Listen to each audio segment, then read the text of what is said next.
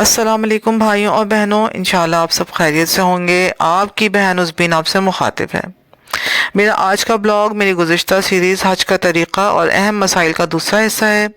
आज मैं इसमें आपको बताऊंगी कि हज करने का तरीक़ा क्या है। तो देखिए, हम में से हर एक ये ख्वाहिश और आरज़ू रखता है कि मेरा हज अल्लाह ताला के यहाँ मकबूल हो जाए और मेरा हज हज मबरूर हो जाए। लेकिन इस तमन्ना के बावजूद अक्सर लोग हज की तैयारी से गाफिल रहते हैं। कुछ लोग ये समझ लेते हैं कि बस मक्का मदीना पहुंच जाएं और वहां नमाजें अदा कर लें तो हम हज करें। कुछ लोग ये समझते हैं कि हमें इतनी तैयारी की ज़रूरत नहीं, मौलिम मौजूद हैं, वो हमारा हज अच्छे तरीके से करवा देंगे और हज सीखने की ज़रूरत महसूस नहीं करते। आम तौर पे हज की तैयारी का मतलब ये समझा जाता है कि आपके पास सामान असबाब बेहतरीन हो, आपने अच्छा एहराम ले लिया हो, करेंसी वाफिर मकदार में हो, दस्तावेज़ात मुकम्मल हों और आपका जो होटल और रिहाइश है वो हरम के करीब हो। इन्हीं सारी बातों की तहकीक और जुस्तजू को हज की तैयारी का नाम दे दिया जाता है। लेकिन अब वहाँ पहुँच के क्या करना है, कैसे करना है, ये भूल जाते हैं। अपने हज को हज मबरूर कैसे बनाएंगे, हज का सुन्नत तरीक़ा क्या है, इसकी तैयारी को पीछे डाल देते हैं। बेशक सफ़र की ज़ाहिरी तैयारी बहुत अहम है, लेकिन सफ़र का असल मकसूद तो यही है कि आप अल्लाह को खुश करें, अपने हज को कबूल करवाएं। इसके ऊपर ज़ोर दें।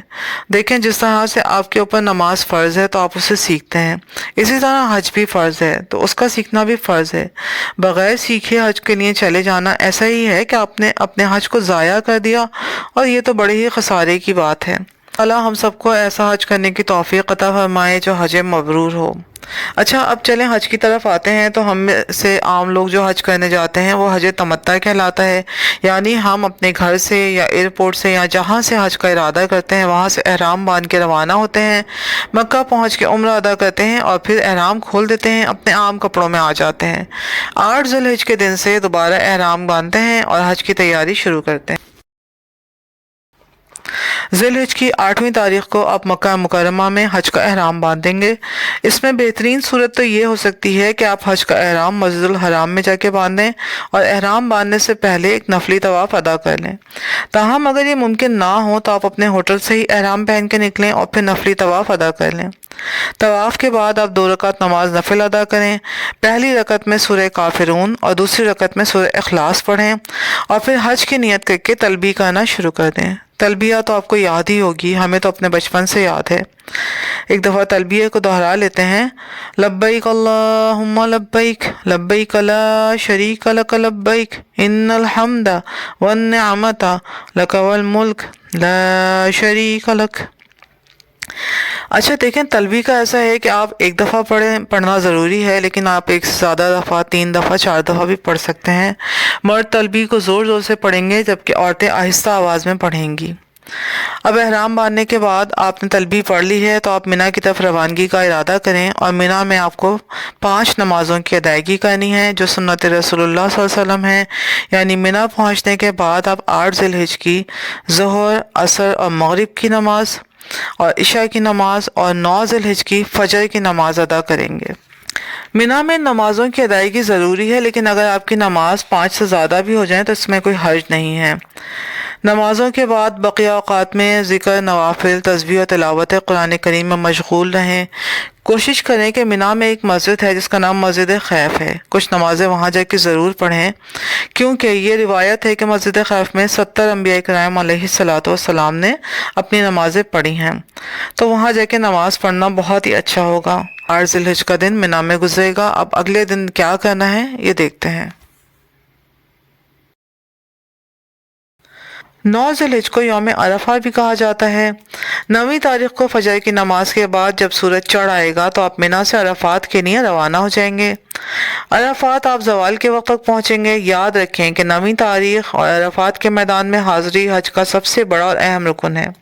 अगर किसी हाजी ने ये काम ना किया और वो 10 तारीख तक भी मैदान अरफात में हाजिर ना हुआ तो ये समझ लें कि उसका हज नहीं होगा। लोग अरफात के मैदान में बहुत सी कोताहियां करते हैं, उनसे ख़ास तौर पे बचें और वहाँ चंद बातों का ख़ास ख्याल रखें। नंबर 1 तो ये कि वक़ूफ़ की नियत से गुस्ल कर लें। ज़वाल के बाद अगर आपके लिए आसानी हो तो आप गुस्ल कर लें, क्योंकि वक़ूफ़ अरफात का गुस्ल सुन्नत रसूलुल्लाह है। ताहम अगर ये ना कर सकें तो वज़ू ज़रूर। वज़ू करने के बाद आप मस्जिद नमरा के लिए रवाना हो जाएं। 9 तारीख की ज़ोहर और असर की नमाज आप एक साथ मस्जिद नमरा में अदा करेंगे।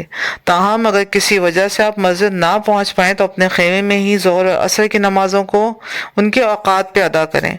जो लोग अपने खेमों में ठहरे हुए हैं वो नमाज़ों को मिला के बिल्कुल ना पढ़ें। ज़ोहर की नमाज से फारिग होने के बाद अल्लाह के हुज़ूर में हम्द सना, तौबा और इस्तग़फ़ार शुरू कर दें। दुरूद शरीफ और तलबिया कसरत से पढ़ें। अरफात में आपके लिए गुरूब आफ्ताब तक ठहरना बहुत ज़रूरी है। अगर कोई शख्स भी अरफात के मैदान में सूरज गुरूब होने से पहले बाहर निकल जाए तो उसके लिए सख्त ममानियत है। रसूलुल्लाह सल्लल्लाहु अलैहि वसल्लम ने फरमाया कि अगर किसी शख्स का ऊँट भी गुम हो जाए तो वो उसकी तलाश के लिए भी गुरूब आफ्ताब से पहले अरफा के मैदान से बाहर ना निकले। यानी इसकी बहुत ज़्यादा अहमियत है, इसे बिल्कुल नज़रअंदाज ना करें। का वक्त हो चला है लेकिन आप मगरिब की नमाज अरफात में नहीं पढ़ेंगे बल्कि आप मगरिब की नमाज मुज़दलिफ़ा पहुंच के पढ़ेंगे और मुज़दलिफ़ा में आप इशा और मगरिब की नमाज को मिला के पढ़ेंगे। कुछ देर यहाँ आराम करें। इसके बाद में फजर के वक्त आप बैतुल्लाह की तरफ मुँह करके तौबा और इस्तग़फ़ार करें, दुआएं मांगें और यहीं से आप 70 कंकरियाँ जमा कर लेंगे जो आपके अगले सफ़र में शैतान को मारने के काम आएंगी। 10 ज़िलहिज मिना में आपकी दोबारा वापसी होगी। अब मिना में वापस आने के बाद आज आप सिर्फ बड़े शैतान को कंकरियां मारेंगे। बड़ा शैतान जिसे जमरात कुबरा या जुमरा अक़बा भी कहा जाता है उसे आप 7 कंकरियां मारेंगे। ये बात याद रखें कि 10वीं तारीख को आप सिर्फ बड़े शैतान को ही कंकरियां मारेंगे।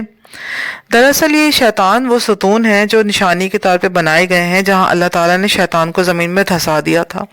अब आम ज़बान में लोग भी इनको शैतान ही कहने लगे हैं।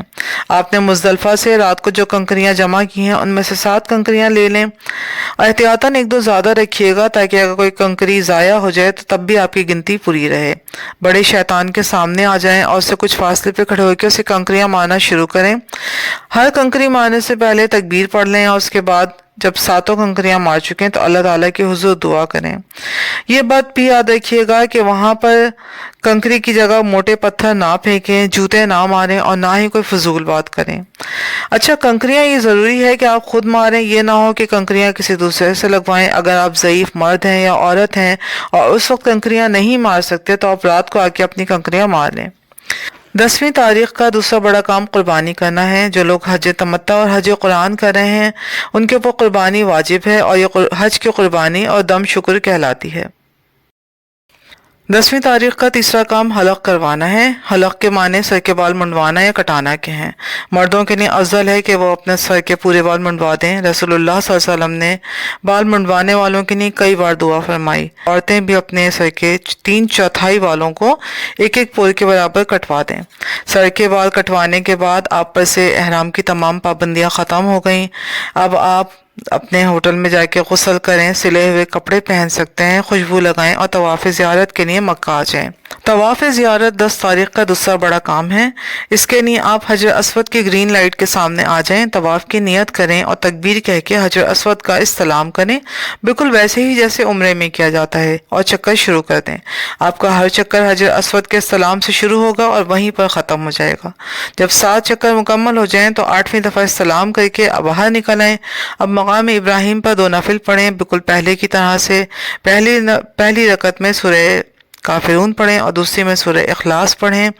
नफिल पढ़ने के बाद जमजम पी लें और खूब पेट भर के जमजम पिएं क्योंकि रसूलुल्लाह सल्लल्लाहु अलैहि वसल्लम ने इसकी ताकीद फरमाई है। और सही के लिए रवाना हो जाएं। सही दरअसल सफ़ा और मरवा के दरमियान 7 चक्करों को कहते हैं। इन चक्करों में आप अल्लाह की हम्द सना करें, तौबा करें, दुआएं करें और दुरूद शरीफ पढ़ते रहें। सही के चक्कर आते हुए जब आप ग्रीन लाइट के पास से गुजरें तो मर्द हजरात वहाँ तेजी के साथ चलें जबकि औरतें मयाना रफ्तार से चलती हुई गुजर जाएं। अब आप वापस मिना की तरफ रवाना हो जाएं। मिना की रातें अल्लाह से मांगने के लिए हैं। ये रात बहुत अहम है। इस रात अल्लाह से अपने लिए, अपने घर वालों के लिए बहुत दुआएं करें, अपनी हर मुरादें अल्लाह से मांगें। 11 ज़िलहिज آپ کے حج کا چوتھا دن ہے۔ آج آپ کو محض ایک کام کرنا ہے، وہ یہ ہے کہ آپ نے آج تینوں شیطانوں کو بالترتیب کنکریاں مارنی ہیں۔ لیکن یہ بات خاص طور پہ دھیان میں رکھیے گا کہ آج کنکریاں مارنے کا وقت زوال کے بعد شروع ہوگا۔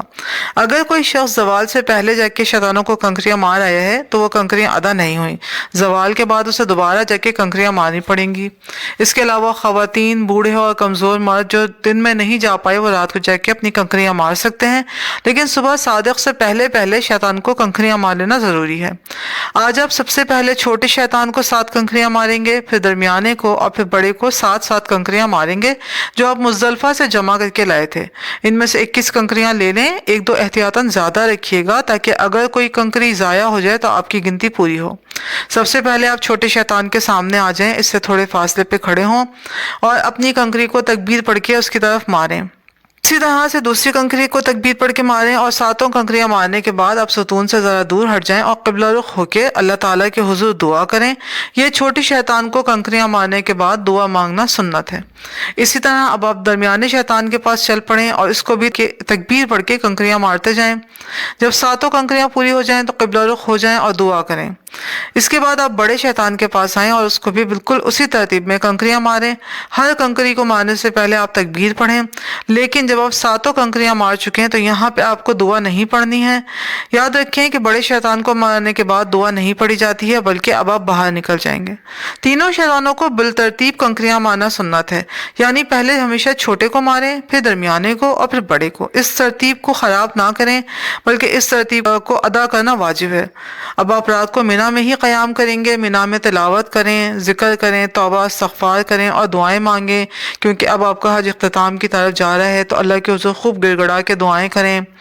اپنے لیے، اپنے گھر والوں کے لیے بہتری مانگیں، اللہ سے خیر و برکت مانگیں، عافیت و سلامتی مانگیں۔ اگلا دن 12واں دن ہے جس دن آپ کا حج ختم ہو جائے گا، تو یہ آج کی قیمتی راتوں کو بالکل ضائع نہ کریں۔ آج 12 ذی الحجہ کا دن ہے، حج کا 5واں دن ہے اور آخری دن بھی ہے۔ آج کے دن بھی آپ کو وہی کام کرنے ہیں جو آپ نے 11 ذی الحجہ کو کیے تھے، یعنی آپ نے بالترتیب چھوٹے، درمیانے اور بڑے شیطان کو کنکریاں مارنی ہیں، اور کنکریاں مارنے کا وقت آج بھی زوال کے بعد ہی شروع ہوگا۔ چنانچہ زوال کے بعد آپ اپنی کنکریوں کی تھیلی سے 21 کنکریاں لے کے شیطان کو کنکریاں مارنے پہنچ جائیں۔ سب سے پہلے چھوٹے شیطان کو کنکریاں ماریں، ہر کنکری کو مارنے سے پہلے تکبیر پڑھیں، اور جب 7 کنکریاں مار لیں تو قبلہ رخ ہو کے دعا کریں۔ اس کے بعد درمیانے شیطان کی جانب آ جائیں، اسی طرح سے اس کو تکبیر پڑھ کے کنکریاں ماریں، اور جب 7 کنکریاں مار چکیں تو آپ قبلہ رخ ہو کے دعا کریں۔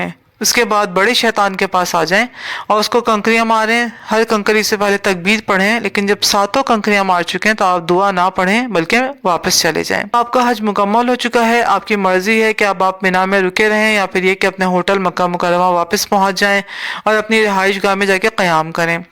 عام طور پہ دیکھنے میں آتا ہے کہ لوگ شام تک مینا میں ٹھہرے رہتے ہیں اور یہ ان کی اپنی مرضی اور اختیار ہے، لیکن اگر کوئی شخص شام تک مینا سے نہ جا پائے اور اسے رات ہو جائے، یعنی کہ 13 ذی الحجہ شروع ہو جائے، تو اس صورت میں اس پہ 13 ذی الحجہ کی مزید کنکری مارنا واجب ہو جاتا ہے، یعنی وہ 13 ذی الحجہ پہ بھی شیطان کو زوال کے بعد کنکریاں مار کے نکلے گا۔ تو اگر آپ کا حج مکمل ہو چکا ہے اور ممکن ہے تو آپ 12 ذی الحجہ کو اپنے قیام گاہ واپس پہنچ جائیں۔